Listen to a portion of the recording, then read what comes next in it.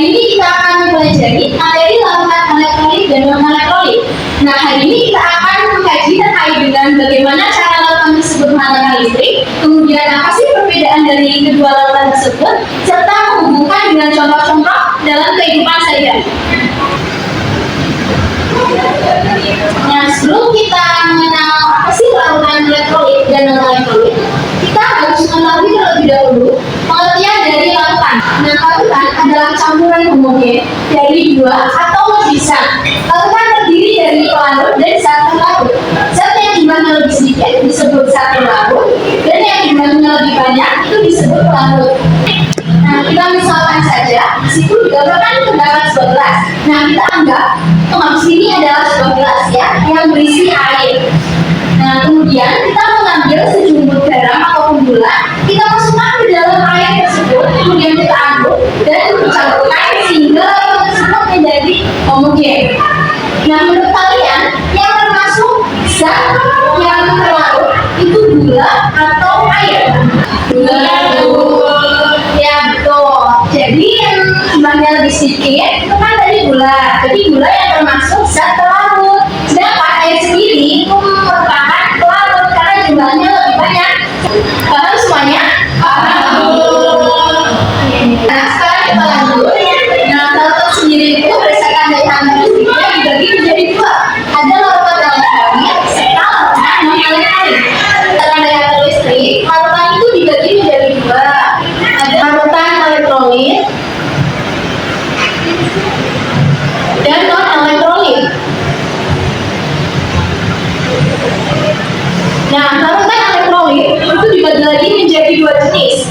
Ada elektrolit kuat dan elektrolit lemah. Nah, kalau larutan elektrolit itu larutan yang bisa menghantarkan arus listrik.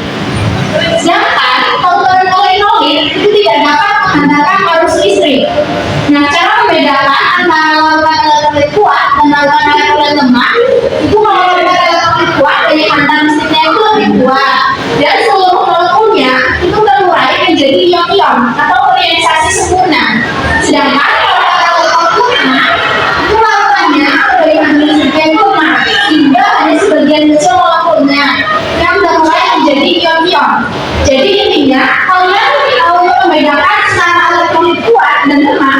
Jika kuat itu periorisasinya itu secara penuh, jika lemah itu periorisasinya itu sebagian. Nah, tadi kan itu sudah jelaskan ya, larutan elektrolit itu larutan yang dapat menghantarkan arus listrik. Nah, contoh dari larutan elektrolit itu misalnya saja senyawa ion seperti NaCl. Nah, NaCl itu ketika dilarutkan di dalam air itu membentuk ion-ion Na+ dan Cl-. Kemudian contoh lain dari larutan elektrolit juga bisa berasal dari senyawa kovalen polar seperti HCl. HCl juga teriorisasi menjadi H+ dan Cl-. Jadi intinya jika larutan tersebut termasuk larutan elektrolit itu merupakan larutan yang mengandung listrik serta dapat teriorisasi penuh di dalam air. Nah, di sini terdapat suatu percobaan atau ilustrasi terkait dengan larutan NaCl. Bisa diperhatikan gambar yang pertama, kita larutan NaCl dicelupkan ke dalam dua elektroda. Nah, menghasilkan pengamatan lampu yang menyala terang serta elektroda itu terdapat gelembung gas yang banyak. Nah, di sini terlihat ada anak gelembungnya ya. Ini gelembungnya. Nah, kemudian yang kedua, ini larutan NaCl-nya itu ketika dilarutkan ke dalam air, itu kan membentuk ion. Nah, itu ada ion positif, ada ion negatif. Jadi terlarut secara sempurna. Izin bertanya Bu. Ya, Jadi selama ada ion yang terbentuk dalam larutan, larutannya bisa menghantar listrik ya Bu? ya betul sekali. Jadi larutan elektrolit itu bisa menghantarkan listrik ketika dilarutkan ke dalam air, itu ion-ionnya bergerak bebas. Paham Seti? Oke. Nah, sekarang kita lihat perbedaannya dengan larutan elektrolit. Larutan elektrolit tadi kan larutan yang tidak dapat menghantarkan listrik. Nah, contohnya sendiri itu ada urea, kemudian gula, alkohol, dan senyawa kovalen non-polar lain. Nah, di sini kan terdapat sebuah ilustrasi ya. Contohnya dari lautan elektrolit gula. Nah, ketika gula ini dilarutkan ke dalam air, kita celupkan dua elektroda. Nah, data pengamatan dihasilkan itu lampunya mati atau tidak menyala. Kemudian untuk elektrodanya sendiri, ini elektrodanya itu tidak muncul dalam gas ya. Kayak tadi yang kecil kan di sini banyak gelembungnya. Kalau larutan elektrolit itu tidak ada sama sekali. Kemudian untuk larutan gula ketika dilarutkan di dalam air itu tidak terurai menjadi ion-ion, tetapi malah masih membentuk molekul. Sampai sini paham? Izin bertanya Bu, Ya. jadi jika tidak ada ion dalam larutan tersebut tidak bisa menghantarkan listrik dan termasuk non-elektrolit ya Bu? Ya, betul Intan. Jadi larutan elektrolit itu berbeda dengan larutan elektrolit. Kalau larutan elektrolit itu ketika dilarutkan dalam air, yang terlarut itu masih dalam bentuk molekul, tidak bergerak bebas ionnya. Nah, sampai penjelasan di sini, apakah anak-anak sudah paham semua? Jadi anak-anak, kita tadi sudah belajar mengenai definisi dari larutan elektrolit dan non-elektrolit, perbedaan dari larutan elektrolit dan non-elektrolit, dan contoh-contoh dari larutan elektrolit dan non-elektrolit. Sekarang Ibu akan menunjukkan tabel data hasil pengujian daya bentang listrik terhadap beberapa larutan. Bisa dilihat pada tabel bahwa pada alkohol 70% itu nyala lampunya mati dan gelembung gas pada elektrodanya tidak ada. Juga dengan larutan gula. Nah, pada larutan asam klorida dan larutan natrium hidroksida, nyala lampunya itu terang dan gelembung gas pada elektrodanya banyak. Sedangkan pada larutan asam cuka dan larutan amonia, nyala lampunya itu redup dan gelembung gas pada elektrodanya sedikit. Selanjutnya yaitu pada larutan natrium klorida, nyala lampunya terang dan gelembung gas pada elektrodanya banyak. Nah, jadi tabel data di layar dari anak-anak ada yang ingin mengelompokkan larutan itu bersifat elektrolit maupun non elektrolit. Saya Bu. Oh iya, ayo silakan. Jadi alkohol 70% dan larutan gula merupakan larutan elektrolit. Sedangkan larutan asam klorida, larutan natrium hidroksida, serta larutan natrium klorida merupakan larutan elektrolit kuat. Adapun larutan asam cuka dan larutan amonia merupakan larutan elektrolit lemah. Oke, makasih Ayu atas jawabannya. Ya benar sekali ya anak-anak, bahwa larutan elektrolit kuat itu ditandai dengan nyala lampu yang terang dan gelembung gas pada elektrodanya itu banyak. Sedangkan pada larutan elektrolit kuat itu ditandai dengan nyala lampunya redup dan gelembung gas pada elektrodanya itu sedikit. Sedangkan pada larutan elektrolit itu ditandai dengan nyala lampunya mati dan gelembung gas pada elektrodanya tidak ada. Anak-anak, jika kalian lihat pada tabel data di layar, pada larutan asam klorida dan larutan asam cuka itu menghasilkan data yang berbeda, yaitu pada nyala lampu dan gelembung gas pada elektrodanya. Nah, dari kalian ada yang tahu mengapa nyala lampu dan gelembung gas pada elektrodanya berbeda? Oke, ini jadi untuk larutan HCl itu menghasilkan nyala lampu terang dan gelembung gas pada elektrodanya itu ada banyak. Sedangkan pada asam cuka H2CO itu menghasilkan nyala lampu dan gelembung gas pada elektrodanya itu sedikit. Dan hal tersebut itu karena adanya pengaruh reaksi ion pada kedua larutan tersebut. Oke, benar ini. Dari anak-anak ada yang tahu apa itu reaksi ionisasi? Belum tahu. Reaksi ionisasi adalah proses penguraian zat dalam air menjadi ion. Semakin banyak ion dalam larutan elektrolit, maka semakin tinggi daya bentar listriknya. Nah, larutan elektrolit sendiri itu berasal dari dua senyawa. Ada yang tahu senyawa apa saja, anak-anak? Senyawa ion itu. Oke, benar. Terus terdiri dari senyawa ion dan senyawa apa? Larutan elektrolit itu berasal dari senyawa ion dan senyawa kovalen polar. yang terionisasi dalam air, baik itu terionisasi sempurna maupun terionisasi spesial. Nah, adanya perbedaan reaksi pengionan tersebut itu dipengaruhi oleh jumlah ion yang terionisasi atau biasa disebut dengan derajat ionisasi. Nah, dari penjelasan ini, apakah sudah paham anak-anak? Kalau paham, oke, bila sudah paham, kita akan lanjut ke pengertian dari derajat ionisasi. Nah, ada yang tahu apa itu derajat ionisasi? Apakah itu jumlah zat yang terionisasi? Nah, benar sekali ya apa yang dikatakan oleh dia. Derajat ionisasi itu adalah parameter pengaturan elektrolit, yaitu perbandingan jumlah mol dari zat yang terionisasi dengan zat mula-mula. Nah, atau dengan kata lain, seberapa banyak zat itu terurai menjadi ion. Ya, bagaimana cara menghitungnya, Bu? Oke, cara menghitung derajat ionisasi yaitu kita menggunakan rumus jumlah mol zat terion dibagi dengan jumlah mol zat mula-mula. Dan berarti ini derajat ionisasi ini itu digunakan untuk mewakili kekuatan suatu asam atau basa anak-anak.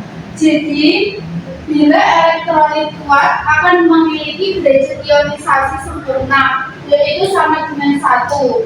Dan bila elektrolit lemah, maka akan memiliki derajat ionisasi sama dengan 0 kurang dari 1.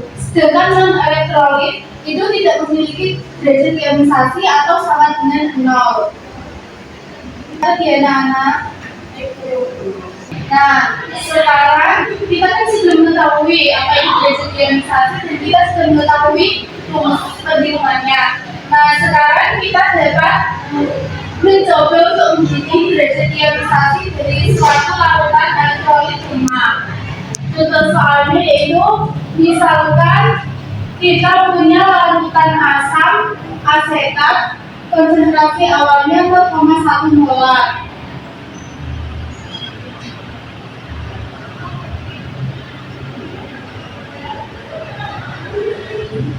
Nah, dalam larutan ini sebanyak 0,01 molar dari CH3 COO terionisasi menjadi ion CH3 COO- dan H+. Hitunglah derajat ionisasinya.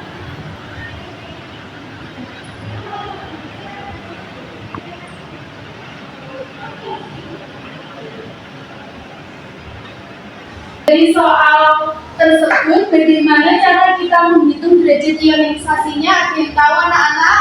Cek, Ya, ayo. kita harus membandingkan antara jumlah molekul yang terionisasi dengan jumlah total molekulnya. Oke, benar sekali Ayu. Kita harus membandingkan jumlah molekul yang terionisasi dengan jumlah total molekulnya, yaitu derajat ionisasinya jumlah molekul yang terionisasi.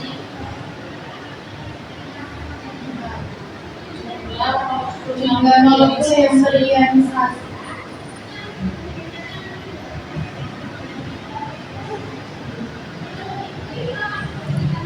dibagi jumlah molekul total. Nah, di sini diperoleh 0,01 dibagi 0,1. Derajat ionisasinya yaitu 0,1. Benar sekali. Yaitu 0,1 ya anak-anak. Nah, artinya hanya 10% dari asam asetat yang terionisasi. Nah, hal ini sesuai dengan sifat dari asam asetat yaitu elektrolit lemah. Anak-anak, dari yang Ibu jelaskan tadi dapat kita ketahui bahwa elektrolit kuat, elektrolit lemah, dan non-elektrolit itu dapat diketahui dengan indikator. Yang pertama ada nyala lampu. Pada elektrolit kuat, nyala lampunya itu terang, Sedangkan pada elektrolit lemah nyala lampunya itu redup atau mati, sedangkan pada non elektrolit nyala lampunya itu mati. Nah, pada indikator gelembung gas pada elektrolit kuat itu banyak, gelembung gas pada elektrolit lemah itu sedikit, dan gelembung gas pada non elektrolit itu tidak ada. Sedangkan pada indikator reaksi ionisasi pada elektrolit kuat itu sempurna, pada elektrolit lemah itu sebagian, dan non elektrolit itu tidak terionisasi. Sedangkan tanda panah reaksi pengionan pada elektrolit kuat itu searah atau irreversibel, sedangkan pada elektrolit lemah itu bolak-balik atau reversibel, dan pada non elektrolit itu tidak terionisasi. Sedangkan pada jumlah ion elektrolit kuat itu banyak, elektrolit lemah itu sedikit, dan non elektrolit itu tidak ada. Nah, yang terakhir yaitu pada derajat ionisasi yang kita sudah pelajari tadi, pada elektrolit kuat derajat ionisasinya itu sama dengan 1, sedangkan pada elektrolit lemah derajat ionisasinya itu lebih dari 0 kurang dari 1, dan pada non elektrolit derajat ionisasinya sama dengan 0. Nah, sekarang supaya kita lebih jelas terkait dengan contoh tentang elektrolit dan elektrolit, di sini ibu menyediakan percobaan virtual. Kalian bisa gunakan HP kalian masing-masing untuk men-scan barcode yang ada di layar. Nah, sekarang ibu akan menuju salah satu anak maju ke depan ya untuk mempraktekkan di laptop ibu.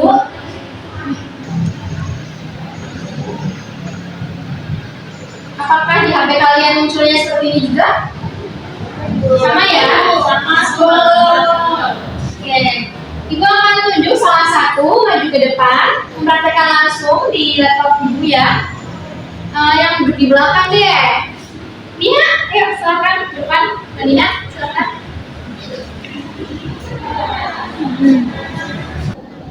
Oke anak-anak, sekarang kita akan menguji daya hantar listrik larutan yang pertama, yaitu larutan asam klorida. Gimana hasilnya, Nina? Ketika asam klorida dialiri arus listrik, nyala lampu yang dihasilkan terang dan gelembung gas yang dihasilkan banyak pula. Oke, betul. Nah, di sini bisa dilihat ya teman-teman, larutan HCl sendiri itu merupakan larutan elektrolit karena gelembung gasnya itu banyak. Kemudian juga terdapat nyala lampunya terang. Di HP kalian juga seperti itu? Ya. Coba mau lihat salah satu. Oh iya, setting, betul. Terus kamu? Oh iya, betul. Oke, lanjut nih ya, larutan yang kedua. Glukosa ya? Iya. Bisa dijelaskan? Ketika glukosa dialiri arus listrik, tidak ada nyala lampu yang dihasilkan dan juga tidak ada gelembung gas. Oke, betul ya anak-anak? Betul apa salah? Betul. Ya. Baik, terima kasih ya Niha sudah membantu ibu untuk mempraktekkan daya hantar listrik larutan. Silakan duduk kembali. Baik anak-anak, kita coba satu kali lagi ya. Kita akan menguji larutan garam. Nah, di sini pada larutan garam terdapat banyak gelembung gasnya kan, bisa dilihat. Terus juga nyala lampunya terang. Nah, pada larutan garam ini bersifat larutan elektrolit apa anak-anak? Benar. Jadi larutan garam merupakan larutan elektrolit kuat. Selanjutnya kita akan menguji larutan asam karbonat. Nah, pada larutan asam karbonat ini terdapat gelembung gasnya sedikit ya anak-anak, bisa dilihat. Terus juga nyala lampunya itu redup. Jadi larutan asam karbonat termasuk larutan elektrolit apa? Benar sekali. Jadi asam karbonat itu larutan elektrolit lemah ya. Baik anak-anak, setelah kita mempelajari materi hari ini, yaitu larutan elektrolit dan non-elektrolit, bisakah kalian memberikan contoh penerapan larutan tersebut dalam kehidupan sehari-hari? Saya yang tahu, ya Wardah. Untuk larutan elektrolit pada kehidupan sehari-hari, contohnya kita dapat ditemui di dalam bahan air. misalnya saja pada aki mobil. Nah, untuk yang non elektrolitnya bisa kita temui di dalam minuman gula karena tidak dapat menghasilkan listrik. Bis, tingkat bisa. Nah, betul sekali ya warga. Jadi larutan elektrolit sendiri pun pada kehidupan sehari-hari bisa kita temui, misalnya saja pada aki mobil. Sedangkan larutan elektrolit itu bisa kita temui di larutan gula. Anak-anak, ibu lihat kalian semua sudah paham ya terkait materi pada hari ini, yaitu larutan elektrolit dan non elektrolit. Nah, di sini ibu akan tegaskan kembali ya bahwa larutan elektrolit dan non elektrolit ini penting ya di kehidupan kita sehari-hari. Apabila kalian ada yang masih bingung, bisa ditanyakan ya, bisa WA ibu juga nggak apa-apa. Terima kasih.